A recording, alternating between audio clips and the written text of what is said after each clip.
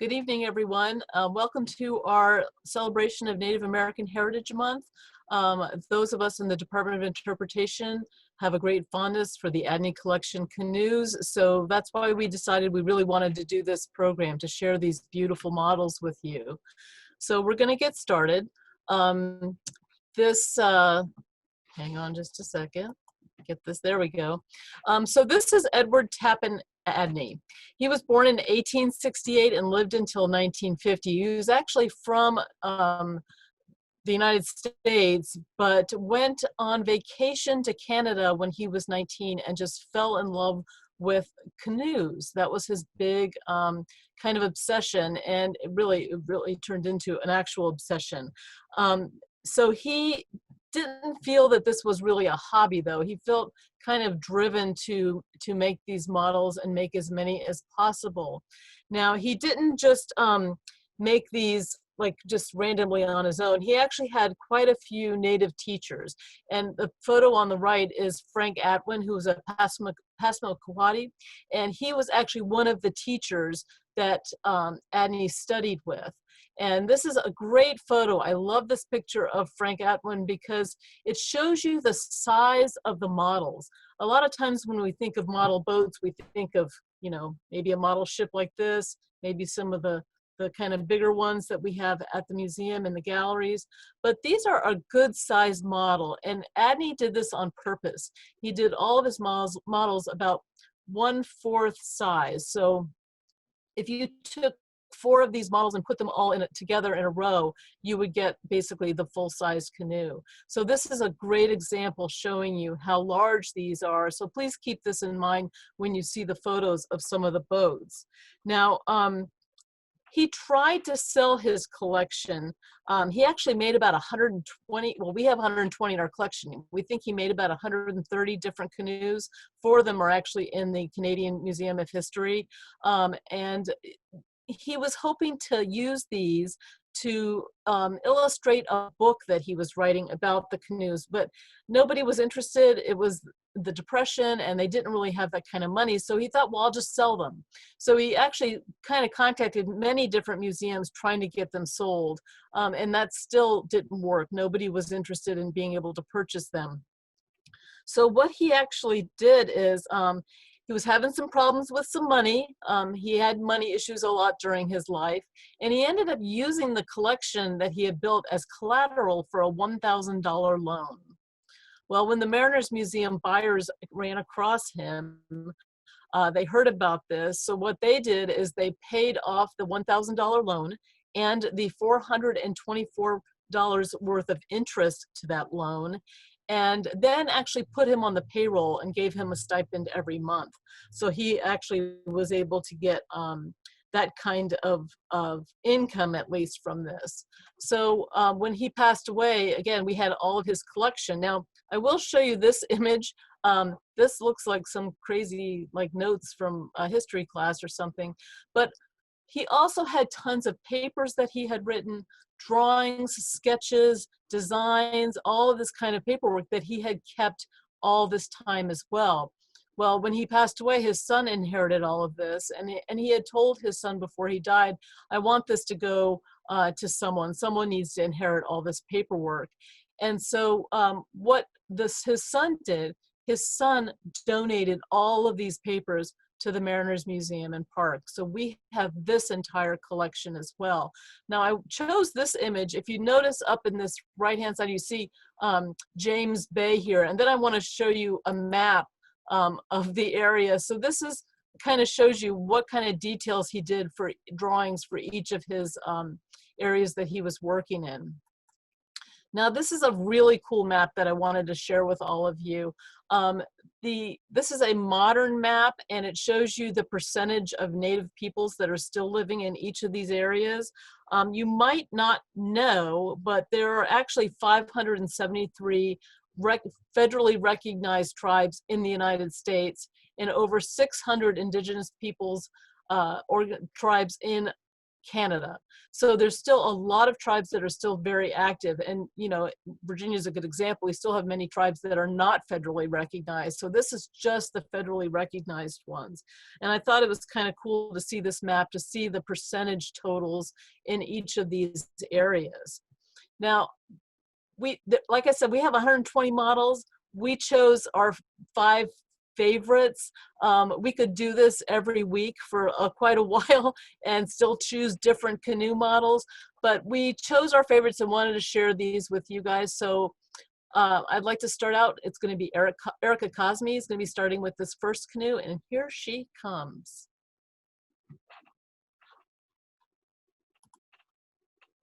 All right. Good evening, everybody. And as Lauren said, thank you for joining us on this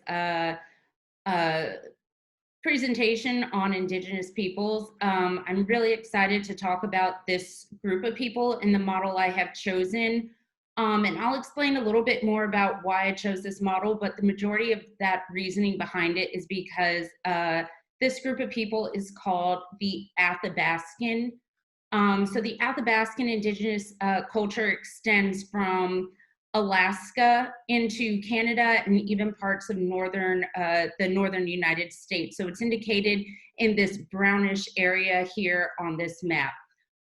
So scholars believe that they are descendants of Asian people who came through Russia across an ice land bridge that once connected Russia to Alaska thousands of years ago.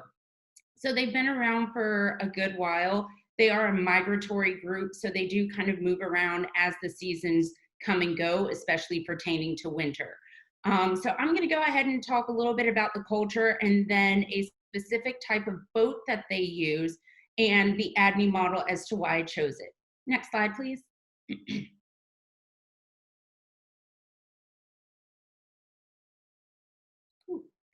So very similar to the map Lauren just showed you, this map kind of shows where different groups were. The Athabascan culture is actually made up of 11 smaller tribal groups that share similar languages, customs, housing, ways, and other ways of living.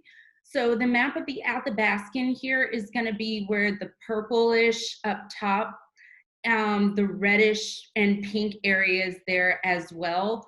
And kind of that area is going to encompass where those 11 tribes predominantly reigned or lived in the Alaska region. Again, they did kind of migrate into Canada and the northern United States, but this is where a lot of their culture was centralized. So these are subarctic conditions, so could get very harsh in the winter times. And as I mentioned, this would be when they would migrate into other areas, or depending on the hunting and fishing season, they would also move around based on that.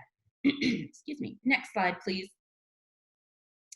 So the canoe that I chose is called a birch bark canoe, and this is an image on how it would look.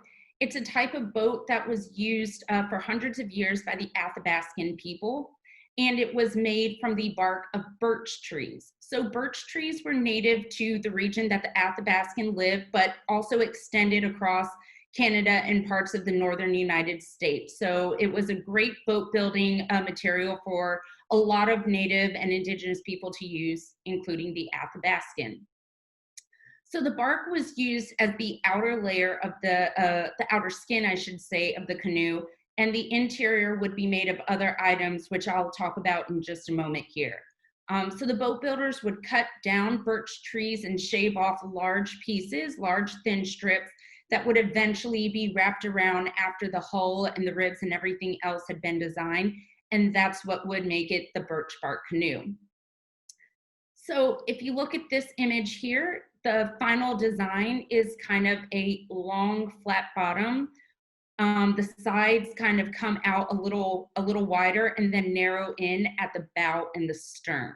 So this would have been a great boat on a lot of the rivers and lakes, so shallower waters and calmer waters, not necessarily an ocean-going vessel, but the rivers and lakes would be where the Athabascan people would have been doing much of their living and hunting and such. So this was perfect for that. And of course, with any boat, you want to keep it watertight or waterproof. So to help prevent water getting in, they would fill in the seals and usually layer the hull in different areas with a substance called pitch, which is a tar-like substance that was made from tree sap. And in the case of the Athabascan, it was usually spruce tree, which was also pretty prominent to this area as well. Next slide, please. So you saw the image, and as you see here, the boat is fairly simple in design and look, but it was very important in the daily lives of the Athabascan people. They were lightweight and easy to maneuver, so that was really useful. And because of this, again, that made them suitable for rivers and lakes, but it also, more importantly, they could usually be steered with just one paddle or oar. So that meant it didn't take a lot of people to necessarily use the boat. Usually one or two people could navigate it fairly easily. So these types of canoes were typically used in hunting and fishing, as I mentioned. They ranged in size, and the larger ones could get about 25 to 35 feet. The ones of this size were usually used for transporting supplies and families more so than the smaller ones that would have been used more so for that hunting and fishing. And what's really neat about the Athabascan culture and this boat building process is that the women were also involved. And there is an Athabascan woman in the photo on the left, kind of working on the boat. They were very involved with the process. I'll show you an image in just a couple minutes, but there's a part of the boat on the top outer edge called the Gunnels. And here is where women would pull up roots from spruce trees, and they would boil them and kind of make them a little stringy so that they could then sew them throughout the boat. And essentially that would help keep several of the pieces together. And we'll take a little bit of a closer look at that in just a minute. But in addition to the women being involved with that portion, they also helped repair any patches or anything that may have happened to the boat as canoes needed it. So they helped repair the boats in the event that there was a hole or something like that. And since women did do most of the transporting of supplies in the Athabascan culture, it was not uncommon for smaller models specifically designed for a female's use, so that they could use it again on their own without having to worry about a second person or a second male in particular having to help them out. So this is just a really great example on the indigenous people and their inclusion of not just family life, but the women taking a pretty central role in the boat building process. Next slide, please. Excuse me. So here is the Adney model that I have chosen. It was built in 1931 and represents a birch bark canoe used in the Athabascan culture. Again, fairly simple in design, but very useful for the Athabascan people. This model was built from a single piece of bark and shows the standard birch bark design that I mentioned earlier: flat bottom, wider sides, narrow top at the bow and stern. And I love that Lauren showed that image at the beginning of the holding the ship model, because this model may not look like it in the photo, but it's a little over 3 feet long, about 1 foot wide, and 6 inches in height. So again, if you remember that photo back at the beginning, it gives you an idea at how big these models actually are. And I hate to say that the photo doesn't do it justice, but the photo doesn't do it justice. Hopefully we can bring these out, fairly soon and can really give an idea of what they looked like. Next slide, please. So as I mentioned, the outer layer of the canoe would have been wrapped in birch bark, but the interior there, all of that ribbing that you see was typically made from cedar wood, from a cedar tree. The wood would be cut down into planks and then boiled and heated so that it could be pliable and bent into the shape of the hull. And Cedar Wood was a really good wood for strength and stability of the boat, yet it kept it lightweight so that, again, it could be easily maneuverable. And then once all of this shape has settled, usually the boat design was built typically upside down, just so the hulls could shape the way they wanted to. And then it would be wrapped in that birch bark material. Next slide, please. So this side view shows those gunnels that I was talking about previously. Thank you, Lauren, for showing that. This is the part that was made from the roots of the spruce tree that the women would have boiled and made thready and then sewn onto it. It's layered and intertwined throughout the boat. Lauren, will you point out that thwart going across the boat right there? It's also interwoven into that. So again, just a really good example on sturdy boat design, making sure it all is interconnected and just as stable as possible for the various uses that the Athabascan people were using these for. So this was a very popular boat used not just by the Athabascan, but as the Europeans began settling into the parts that I mentioned of the Athabascan culture, they became very in demand. And because of that, the Athabascan people could not keep up with this demand, not just of the actual boat building process, but of the birch tree supply as well. They became very low in numbers. And as more or better, faster, whichever term you'd like to use, manufacturing came about, unfortunately, this type of canoe eventually became extinct in the Athabascan culture. So Adney in his notes does describe it as a model that represents an ancient and long discontinued form. So that's not to say you don't still see canoes in Athabascan culture, but more than likely you're not going to see a birch bark canoe made of the traditional style. So I'm very thankful that we have this model in our collection to kind of talk about this long, not necessarily forgotten, but no longer used type of vessel and watercraft. I think it's great that so many Adney models represent this. Again, the model itself may not look like much, but what it represents, the culture that you can talk about and what it leaves behind, the history and the maritime history behind it, I think is why it really makes it kind of an exciting model for me. So that is the Adney model that I have chosen. And with that, I'm going to pass it over to our next presenter, Emily Claus. Thank you.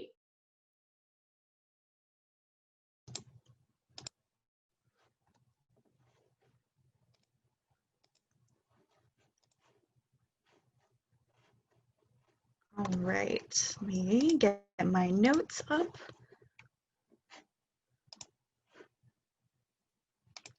Okay, there we go. All right, hello everybody.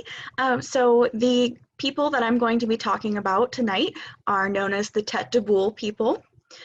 They're also known as the Atikumek people. The Atikumek is the tribe's adonym, which means it's the name for themselves in their own language. But I'm going to be using Tête de Boule because this is what how Adney referred to them in his book, and in most of the research that I have done, I've seen Tête de Boule. So the direct translation of Tête de Boule from French to English is ball head. According to Adney's Birch Bark Canoes and Skin Boats of North America, the name Tête de Boule originated from French fur traders who noticed that the Atikumek, or Tête de Boule, people cut their hair short, unlike other native people who traditionally kept their hair long. So the name ball head or round head came about. The Atikumek people, they generally accepted this name, but as time went on, they decided to go by their adonym. They inhabit a territory called Nitaskinan, which translates to our land, in the upper St. Maurice Valley of Quebec, and that's what this map shows. This territory is ancestral land, and there are 3 Atikumek reserves: Manawan, Wimatachi, and Optishuan. The current population of the Atikumek people is about 4,000 to 5,000 who are living on reserves in Quebec. They speak their native Atikumek language, which is closely related to Cree, and most Atikumek people also speak French. Next slide, please. So these are two images that I found during my research that I thought were really interesting. The first piece is a piece of artwork that was done by Lewis Parker, and it shows the construction of birch bark canoes. So you can see how birch bark and building frames were being used during the construction. The second image, the black and white one, was taken in 1921, and it shows Atikumek men standing on a wharf that was owned by the Hudson's Bay Company at Obejuan Lake in Quebec. And I thought this was interesting because the Hudson's Bay Company was a huge buyer for canoes during the fur trade. And I thought it was great that they were still employing Native people up in the 1900s. So a little bit more about tête de boule canoes in general. The land that the tête de boule people lived on, there were numerous waterways and high demand for these canoes from fur traders. So that meant that a lot of these people were expert canoe builders. Birch bark was the superior construction material for these canoes because it was flat, hard, waterproof, lightweight, and could be harvested easily because the grain of the bark wraps around the tree instead of going up and down. So that allowed the sheets of birch bark to be harvested easily. The tête de boule people lived in an area where they had access to superior birch trees, so they had some of the best materials for building these birch bark canoes. Next slide. In comparison to canoes of other tribes, the tête de boule canoes were narrower on the bottom and had light and narrow gunnels, which are the upper edges of the side of the vessel. The bottom of the canoe is rather straight and then curves upwards slightly at the ends, but the upward curve is not as dramatic as you can see on the canoes of other tribes. The curve at the end of the canoe was achieved by soaking parts of the frame in hot water to make them pliable, and then they were allowed to dry in place to achieve that curve. The frames were usually made out of cedar, and the joints were sewn together with the roots of spruce or pine trees, and the sheets of birch bark were also sewn together using the roots of the spruce tree if it was necessary. So the joints of the canoe were held together and made waterproof using resin from spruce or pine trees. And the canoes could range in size from small hunting canoes that were about 8 to 12 feet long to family canoes, which could be about 14 to 16 feet, or larger fur trading canoes, which could be up to 30 feet. Next slide. So it was not common practice for the tête de boule people to decorate their small canoes, but if decorations were requested by fur traders, then they would be applied. Like Erica mentioned, since the smaller canoes didn't need multiple paddles or multiple people to paddle them, it was usually just one that was necessary. Paddles were usually made from white birch, but maple could also be used if needed. The use of the canoe was first adopted by French fur traders in the 17th century, and they continued to use canoes in the fur trade until the end of the 19th century, when the fur trade began to decline. Using the canoe allowed the French to navigate small and large rivers quickly, and the native people could be hired to row the canoe so that Frenchmen didn't have to learn how to row themselves. The Hudson's Bay Company, as I mentioned earlier, was a significant employer of native people to both build and paddle canoes because they controlled the fur trade in a majority of British North America at the time. Interestingly enough, when the fur trade began to decline in the 19th century, the company evolved into a mercantile business, and it's still around today. I believe it's now a chain of department stores instead of fur trading, but I thought it was interesting how they evolved with the time. The canoe was so useful to the fur trade that the French established the first canoe factory at Trois-Rivières in 1750 to produce canoes for the fur trade. There was the larger Canoe du Maître, which could carry a crew of 6 to 12 people and over 5,000 pounds, or the smaller Canoe du Nord, which could carry a crew of 5 or 6 people and about 3,000 pounds, but could navigate smaller waterways. Next slide. So here is a close-up of some of the details that are on the canoe. You can see, like Erica mentioned, the gunnels that have been wrapped with the roots of trees. And thank you. The decorations are pretty simple, but I wasn't able to find anything behind the meaning or the purpose of the decorations. So maybe this canoe was built for fur traders and they just requested some decorations to be put on. They might not mean anything. I could be wrong. I'm definitely going to be doing some more research into this though. I really want to find out if it means anything. All right, so the Tête de Boule canoe Ojibwe type is the model that was built by Adney. It was rebuilt from an out-of-scale model by Chief Charles Pittaway. It's a 4-fathom birch bark canoe of fur trade, as built by the Tête de Boule Indians for the Hudson Bay Company. So a fathom is a nautical measurement used to measure water depth, and that equals about 6 feet. We're not sure why Adney chose to use fathoms as a measurement for the length of canoes, but this would mean that a full-size canoe would be about 24 feet long.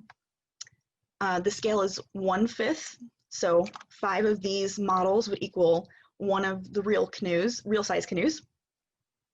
The model contains 3 seats that are attached to the canoe, a sail with 2 spars and a mast, and rigging pieces. As I mentioned before, it's very minimal decorations with simple shapes. And something else that I thought was pretty interesting was that Ojibwe type in the title of the canoe. That I wasn't able to find that much information about this, but this is it was probably called Ojibwe type because there might have been similarities between the canoes that the Tête de Boule people and the Ojibwe people were making because they lived very close to each other.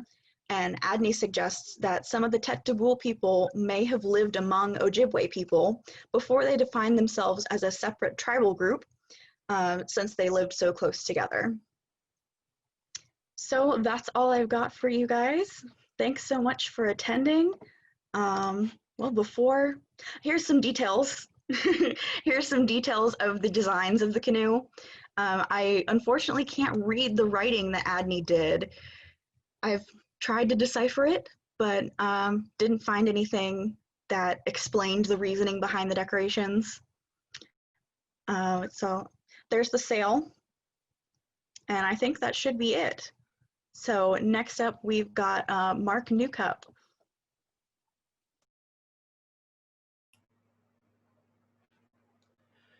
Good evening, everyone. The tribal grouping I chose and the canoe that I chose belongs to the Beothuk people who lived on the island of Newfoundland for as long as they were pretty much a tribal grouping. Archaeology and language seems to suggest it. It's off the east coast of Canada, and their range was the whole island of Newfoundland. The reason I have an interest in them is because of the research I've done on the Norse exploration and settlement of North America. Around 1000, a settlement was founded at L'Anse aux Meadows on Newfoundland, and the Vikings, the Norse settlers, did not receive a friendly welcome from the natives, who they dubbed Skraelings, screaming ones, and they had a number of skirmishes that may have been one of the reasons why Lonsau Meadows did not succeed as a permanent settlement and eventually disappear into Viking epics, thought to be myths until archaeological remains of the Norse settlement were discovered in the 70s. Next slide. So the Beothuk, or their ancestors, could have, not necessarily, but could have indeed have been the natives that were encountered by the Norse, but they certainly were the natives encountered by John Guy in 1610. Before then, the native inhabitants of Newfoundland had been interacting with migratory European cod fishermen who were off the Grand Banks, the east coast of Canada, taking advantage of all the cod there. They would occasionally form temporary camps on the shore for the smoking and salting of the fish on occasion, to repair their vessels, pack their cargo before they headed back across the Atlantic. As a result, the Beothuk had adopted metal instrumentation, metal instruments, tools, utensils, fairly early from trading with these individuals. But with European settlement, John Guy, 1610, founding the colony of Cooper's Cove, the Beothuk withdrew from the coast and moved to the interior of Newfoundland, where they lived basically a refugee existence in their own land. Next slide, please. Deprived of their traditional access to the ocean and over hunting the interior of Newfoundland, the tribe swiftly declined in numbers. The last individual died in June of 1829. Her portrait is here, Shauna Dithit. Her aunt, her sister, and herself had been discovered in a near starving condition, brought into a white settlement where her aunt and her sister unfortunately passed away quickly. She lived on for several years further before succumbing to tuberculosis in 1829.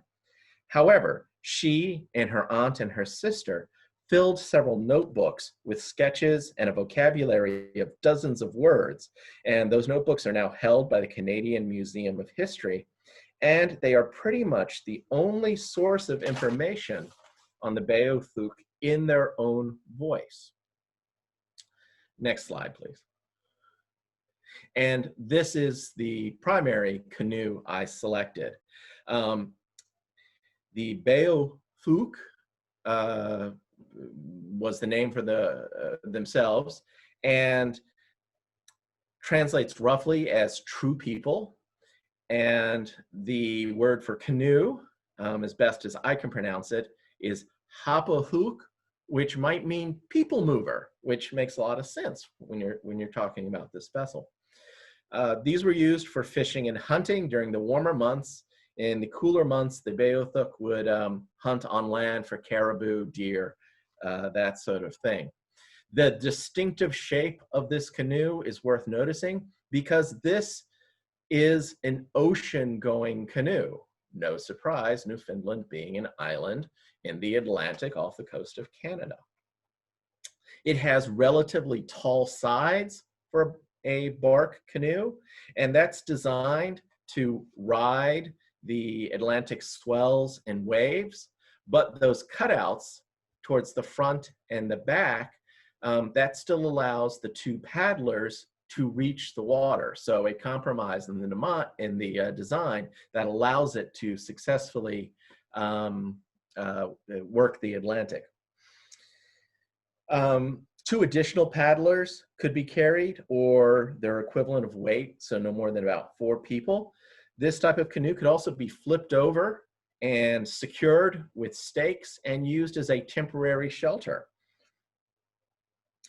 Next slide, please. There's a little harpoon in the front. Oh, back one, please. Yeah, there we go. There's a little harpoon in the front of the model here that has a metal tip, mentioning again that there was a trade between the Beothuk. And this allowed an improved hunting. The canoes were used to chase down, hunt shorebirds, hunt their eggs down. Could also be used for seals and porpoises, certainly using those harpoons. But probably the most amazing thing is, since they had metal harpoons, the Beothuk could hunt whales. Now, how in a fragile, relatively speaking, birch bark canoe could the Beothuk hunt the whales? Well, it wasn't European-style whaling. Instead, they could get a couple of harpoons into a whale, have it injured, angered, and then working in conjunction with several other canoes, drive the whale ashore. And even a small whale would be a significant haul for a Beothuk community.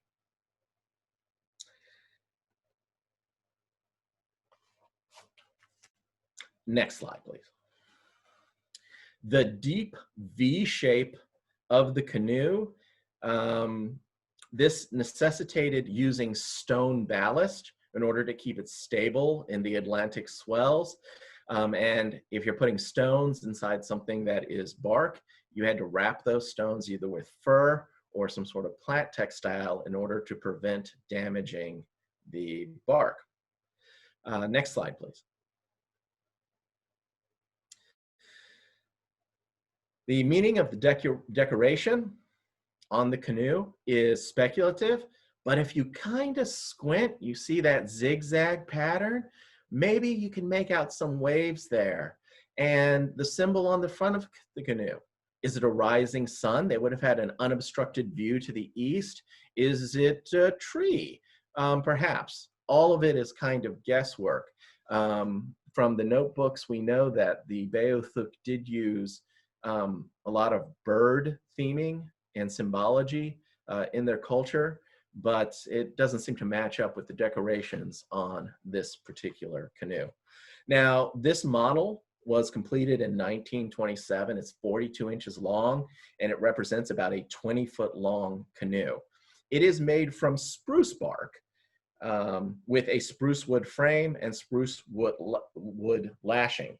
There are no gummed seams on this particular model, and that could be because perhaps they did not use the gum seams for the canoes, or perhaps Adney himself had access to a nice, good, solid sheet of spruce that didn't require any significant seam works on the side. Next model, please. Next slide. And it is indeed the next model. This is an undated Adney model, also in our collection, but again, Beothuk in form. So perhaps it is a refinement based on some research or studies that he had done, new information that he found. There is a small fish basket in the front of this model that only has one paddle, but it is made out of birch bark in this case, and it is pretty heavily seamed on the sides in order to help keep it watertight. Next slide, please. There is another Adney Beothuk canoe out there. This one is also in the Canadian Museum of History.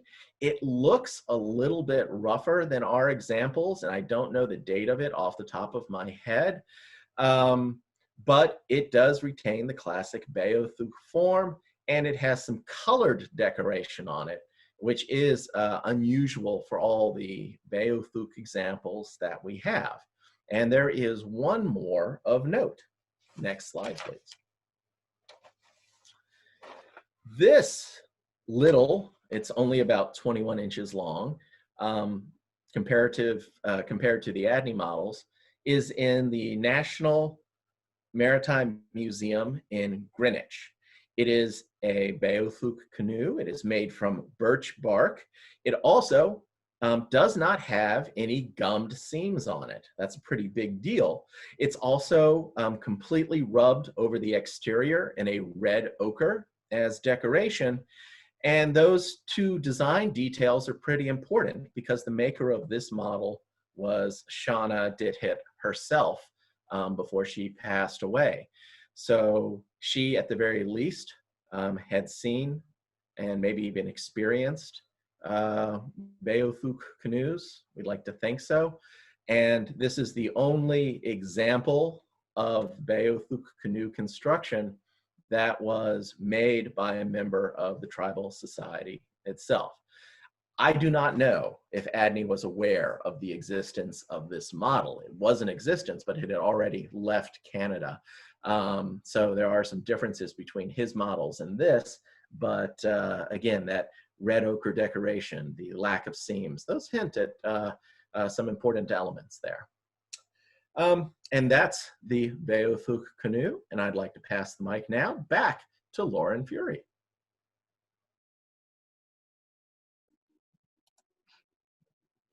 Hello again, everyone.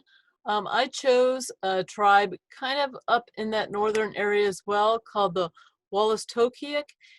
It means this is their name for themselves, and it means people of the beautiful river in their native language. They resided along the St. John River in New Brunswick and also into the St. Lawrence River in Quebec. So that kind of same area. You can see it in the close-up of the map. There you can see how close they were to their neighbors as well. Now, historically, the Europeans referred to the Wolastoqiyik as a Micmac word, which was actually called Maliseet. And so you might have heard that word more often. If you do a Google search, Maliseet is going to come up a little more often, and that's what they call themselves today. Translated into English, it means broken talkers. And this was a name that indicates, according to the Micmac, that the Wolastoqiyik language was a broken version of their own language. Let me get this going. There we go. So the interesting thing too about their language is that it was considered part of the Eastern Algonquian language family, which also include, like I said, the Micmac, the Abenaki in Quebec, and the Passamaquoddy, like you saw Frank Atwin in the beginning of the program, and also the Penobscot in Maine. Now, they were traditional, they farmed corn, they also fished and hunted. Birch bark was pretty common in construction, as well as wood, stone, and ceramics used for all different kinds of utensils, and also for weapons as well. And they also made beautiful baskets, which they still do today. You can see their beautiful work if you actually go to the Maliseet website. Now, I'll tell you that a tribal council actually consisted of a war chief, a civil chief, and then representation from each family in the tribe, which I think is really kind of cool. Now, their contact with the Europeans, like with what Mark just said, happened really early. The French and the English happened really early in the 16th century. But the first official date, according to records, is Samuel de Champagne's voyage, actually in 1604, where they actually had a documented contact. Now, if you can look at this image here too, you can see that there is a moose in the canoe. There were actually a moose hide canoe. They also made birch bark canoes and canvas canoes, which would have been a later 19th century construction. Now, I think this is just a really cool model because it's actually made, this one is made from deer hide because it has a thinner actual depth than what moose hide has. So, but it represents a moose hide canoe, and this one was built in 1926. Those packs inside the canoe would have been moose meat that they would have been transporting. So these are not considered a long-term canoe. These might not necessarily last a really long time. But the cool thing too about the way that the hides are processed, they were what's called frost tanned. That means you're using soap and water on the hide in winter and you're letting it freeze, and then you're scraping the hide while it's frozen so you can get it really, really cleaned. And so that's the technique they're using to actually develop the hide. Now, to sew something like this, if you're thinking of using bone tools, it takes about an hour to do 8 stitches. So you know that this is going to be a long process, or they're going to have many, many different people working on the construction of this canoe. Now, this model itself is also, it's 32 inches long. It's about 10 inches wide and 6 inches deep. This you can see a close-up as well. The cross pieces are done in cedar, and you can see that the gunnels on this model are not nearly as delicately wrapped, and they would be using rawhide for this. So they're not using any kind of like tree bark thread or anything like that. They're actually using rawhide for this itself. I love this angle because again, it shows you, and those cross pieces are not made of wood either. Those are just wrapped rawhide that is just strung tightly to keep the distance correct on that canoe. I added this just so you could see how big a moose hide was. It could take anywhere up to 4 moose hides to make a canoe. We have some other skin boats in our collection, full-size boats that I'm actually eventually going to do a blog about just because I think they're really cool because it's unusual. And then I also added this picture in so you could see the size of a moose just strolling across the road with the car patiently waiting for it to pass. They are big animals. And so if you can imagine, again, it's not quite as big as a whale, but can you imagine a group of people hunting something like this and taking it down and being able to put something that heavy into a canoe? It may not be very carefully made, but it was very sturdy and can hold a lot of weight. Now, the interesting thing too, it's still a very vibrant community. There are six different Wolastoqiyik maritime communities in Canada alone, and there's still one in Maine. In the 2016 census, there were actually 7,634 people identified with Wolastoqiyik ancestry in the census records, which I think is really interesting. Now, this canoe here is a modern moose hide canoe, and I like the way you can kind of see through it, so you can really tell that that's a leather, it's a hide, because you see that daylight coming through it, which you really wouldn't see in a birch bark canoe. But that's one of the reasons that we don't have very many like this in our collection in the Adney models. So this is why this one is my favorite. So I'm glad I got to share this with you. I'm going to now pass it on to Wisteria Perry, who's going to be talking about an area very close to where this tribal families lived. Thank you.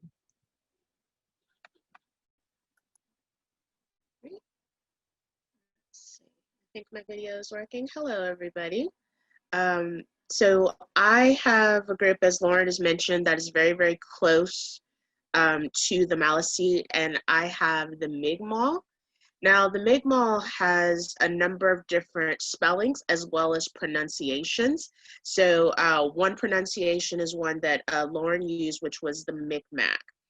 But for this group, whether it was Migmal or Micmac or even Canoe, it simply meant the people.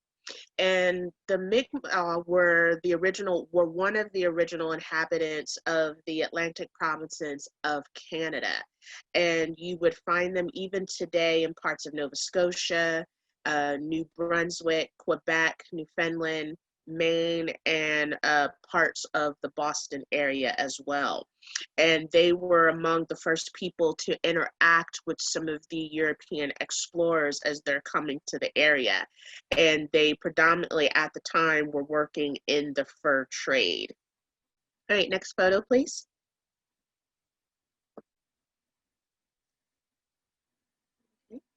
So the image that you see here to the right, you'll see a young woman by the name of Molly, and it's one of the earliest photos that we could find of the Migmal, and I think this picture dates probably to the mid-1860s.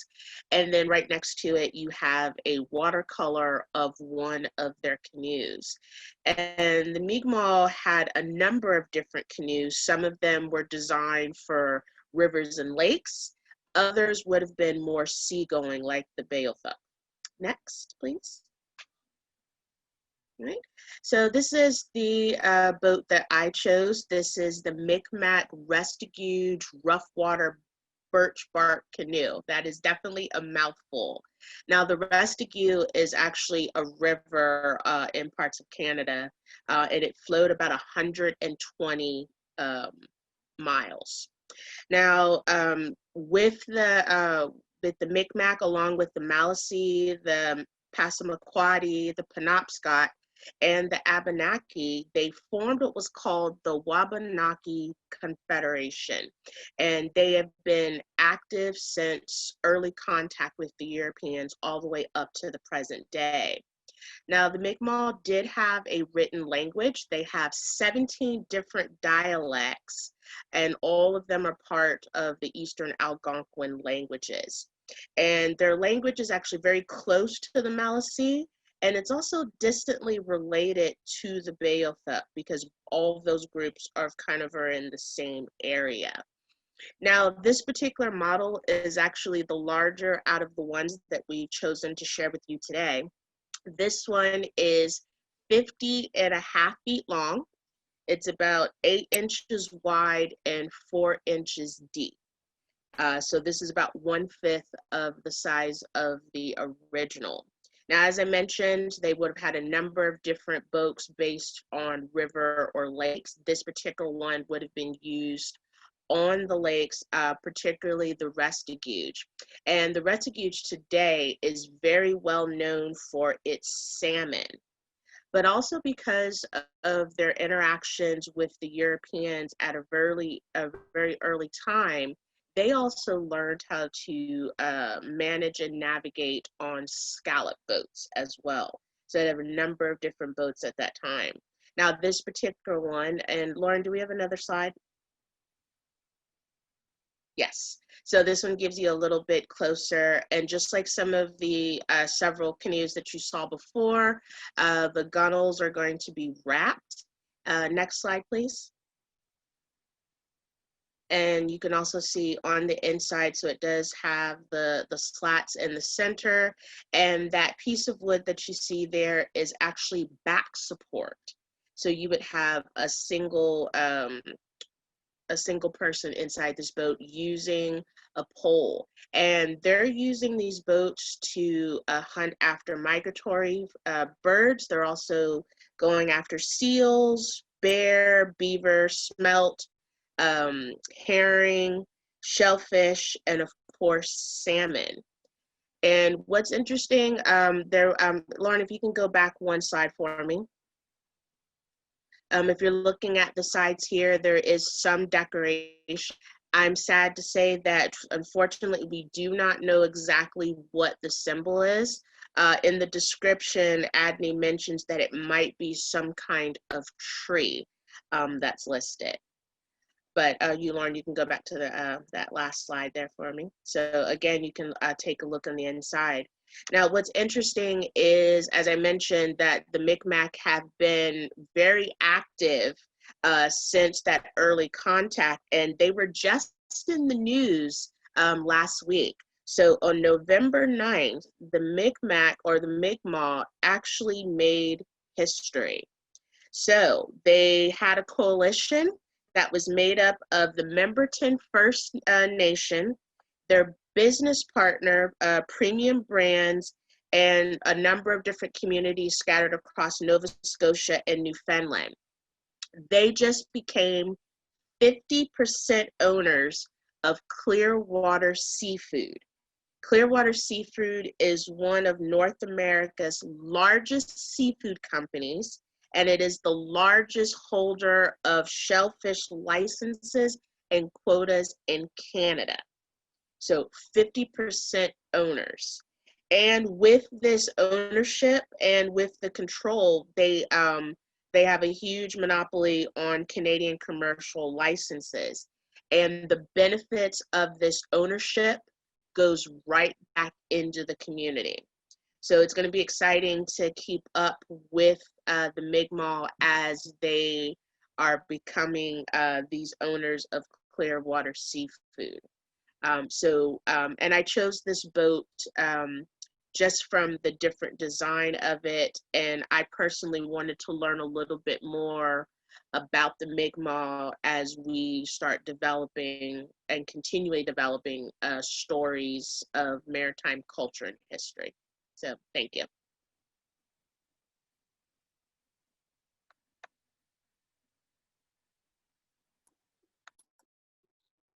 Okay, I think everybody can come back on now. If anyone has any questions that they would like to ask us, please do. These are 4 phenomenal books. I'm an obsessive book person. When the pandemic started, I had 1,200 books in storage, and I finally, after a couple of months, said, I need to buy bookcases to my partner, and I need to bring my 1,200 books home, and then also the 400 or so books that are in my office, because, well, they're just full of great information. So you can still get these books through Amazon. Some of them are available on Amazon. Also, like the Bark, Canoes, and Skin Boats of North America is a Smithsonian publication, and that's a little harder to find, but it is available. I found it on eBay. Great information. The Bark Canoes book is absolutely beautiful. There's photos of all of these. A lot of this was done in conjunction with the Mariners Museum. So it's a phenomenal book that if you want to do any more further reading. And I will also say that if you want to actually look at more of the canoes in our collection, if you go to our website, it's just marinersmuseum.org, and you click on Explore, there's a little drop down where it says Search All Catalogs, and you can just type in Adney, and you will have pages and pages of very cool stuff to look at, which is always fun to do if you've got nothing else to do that you're supposed to be doing.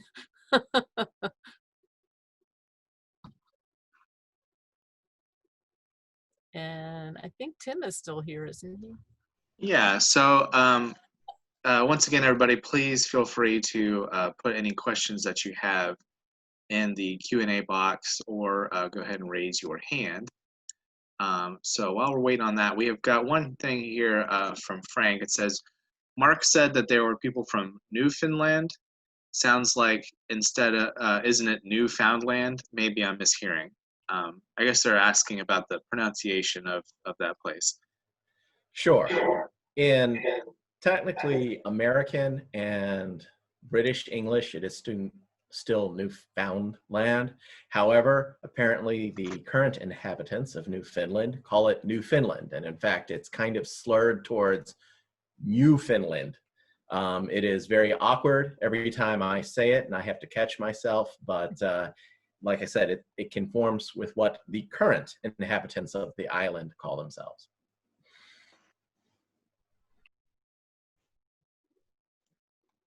Great. And let's see here. Here's another question. Does the museum have plans to put the models on display when you reopen? I'm going to let Mark Newcup answer that question.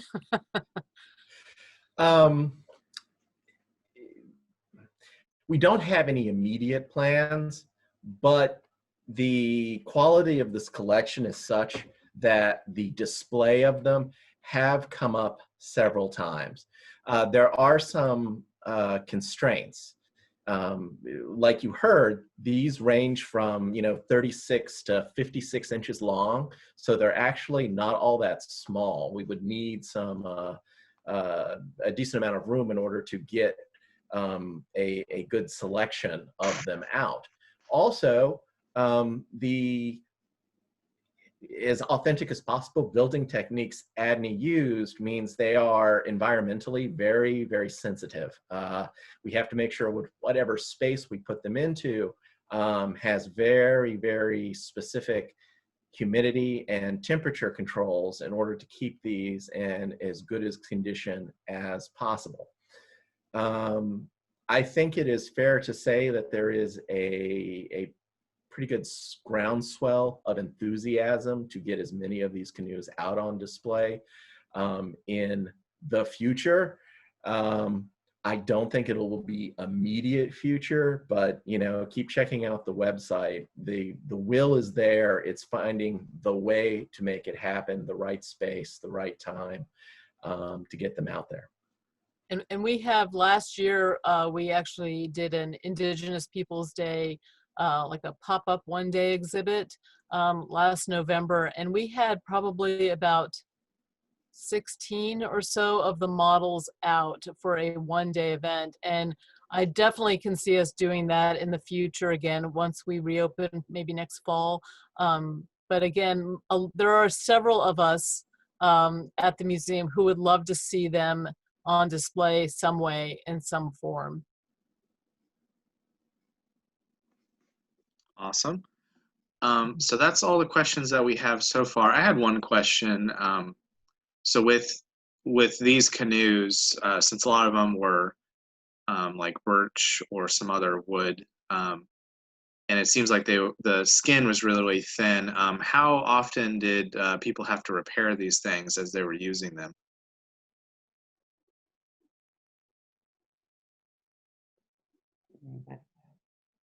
I mean, I know, I'll jump in.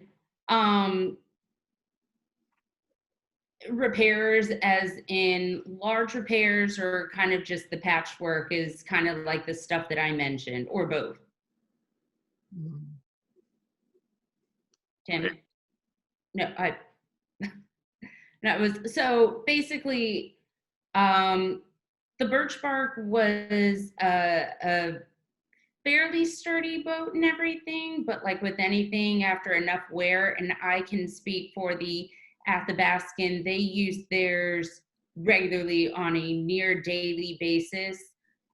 So more than likely just wear from the water, any of the rocks in the riverbed and lakes and stuff like that, running ashore, even just the concaving of the ribbing from the cedar trees.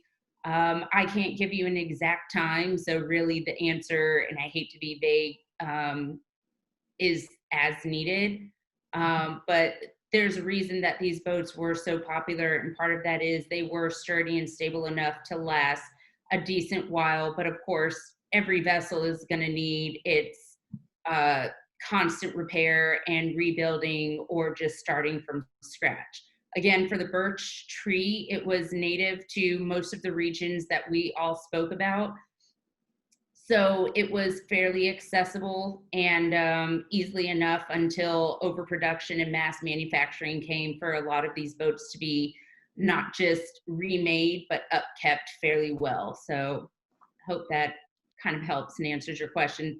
Can't give a specific answer, really, just with any boat. Like I said, it's as needed. But since most of the boats were used more so in rivers and lakes, which are slower moving waters, with the exception unless you encountered like a rapid, for the most part, the boats had a decent shelf life. Cool. Okay, so it looks like we got one more question here. Do you have visiting scholars from indigenous peoples who study these models? To my knowledge, we haven't had very many indigenous scholars come in and look at the physical models. I know we have had individuals come in to look at models, and that we have fielded research requests that would result in photographic images coming from Canada, which is where a lot of these canoes are concentrated. Lauren, can you go back one slide to the books? Yep. When John Jennings, Dr. John Jennings, came down from Canada a couple of years ago, that was a real reintroduction of the canoe collection back into the world. So I would say that there was a upsurge of research requests from then. But aside from Jennings, I don't know of any hardcore scholars who have come in and used the canoes. All right, great. Well, that appears to be all the questions. Okay, well, thank you so much for attending tonight. We really appreciate it, and we hope to have you attend more of our programs. We have a lot of stuff going on virtually, and we'd love to see you there. Thank you all so much. Thank you all. Have a great evening.